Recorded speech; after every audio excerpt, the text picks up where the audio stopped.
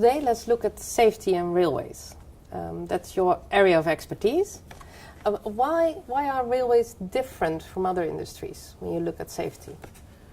Yeah, there's a number of things that make railways quite unique in relation to other risk industries. So the first one is a very old industry. Yeah. So from the early 1830s, right, trains have been riding commercially, and actually on the very first day the commercial, let's say, line trains driven, a person was killed.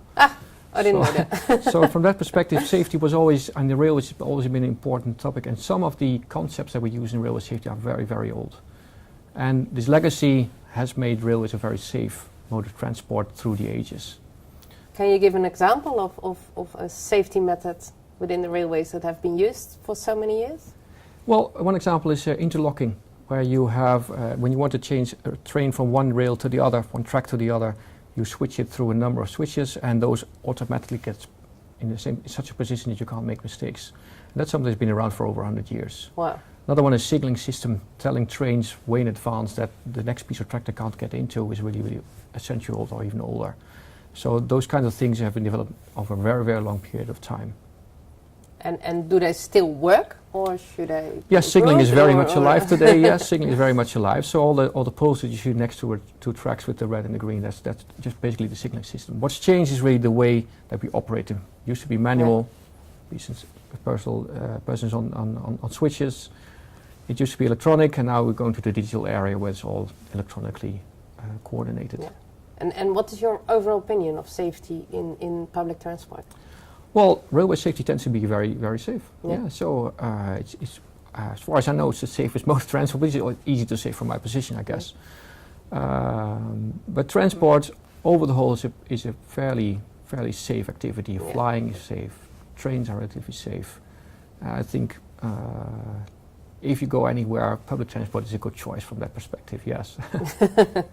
and what should the next step be? What is the biggest challenge to solve in this? Yeah. So in the railway industry specifically, it's how busy the traffic is. More and more people take trains. The system gets overloaded, and really the trick is really to get more capacity from the same rails. Yeah. It's not like, let's say, a motorway where you just add another lane and you just get more capacity. There's just the one track, and more trains have to go over it every year, let's say.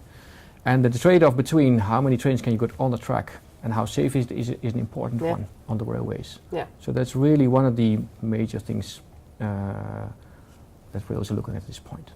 And if that is the challenge they're facing, is there anything that should be changed from your point of view? What I can see is that railways have started globally, I guess, railways have started to embrace the digital revolution. So more and more digitally based solutions come in. They're not necessarily safety solutions. They got, well, signaling is made electronically.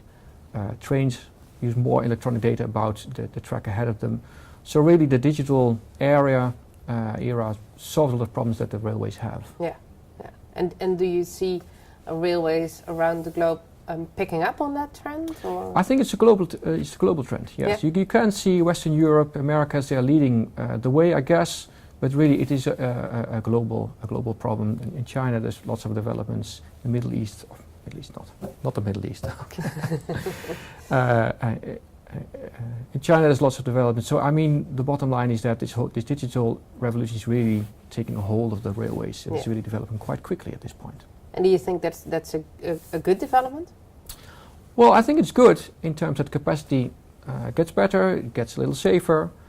The difficult thing is that there's quite some concern about the security of the system in terms of hacking. Yeah. So there's a concern there.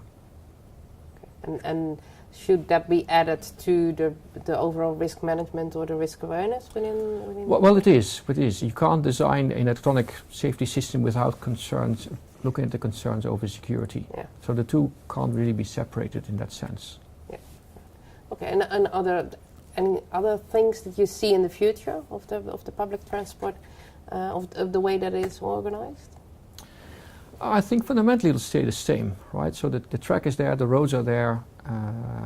What you can see with driverless trains is coming on the horizon, right? So more and more driverless trains are being installed around the world. Cars could potentially be driverless very quickly. One of the concerns is the safety of driving, and that's, I guess, again where IT will have to come with better solutions than we have today to make that a really, let's say, take off globally. Yeah. But that is something that is in store for the future of public transport. Yeah. So IT is going to be a really big driver for risk management. I can't see it another way. I can't see it other way. It has to come into play. Yeah, there's no other way. One last question. Do you have any advice for public transport organizations who want to improve their safety management? Wow, that's a difficult question. Yeah, I do think it is important to make sure that that you get at least some basic knowledge in your organization, and that's not. I'm not saying that you always don't have it, but I think a sharp knowledge of what your risks are, which are the priorities, how to prioritize, how to go to the future, how to look for new risks, I think is very important. So I would advise to make sure that you have, well-trained safety managers in your team. They just make the difference between knowing how safe you are and proving to yourself that you are safe, and just kind of globally thinking you might be all right going to the future. I think really the development level or the maturity level of the safety management organization is very, very important in transport organizations going to the future. Okay, thank you very much. You're welcome.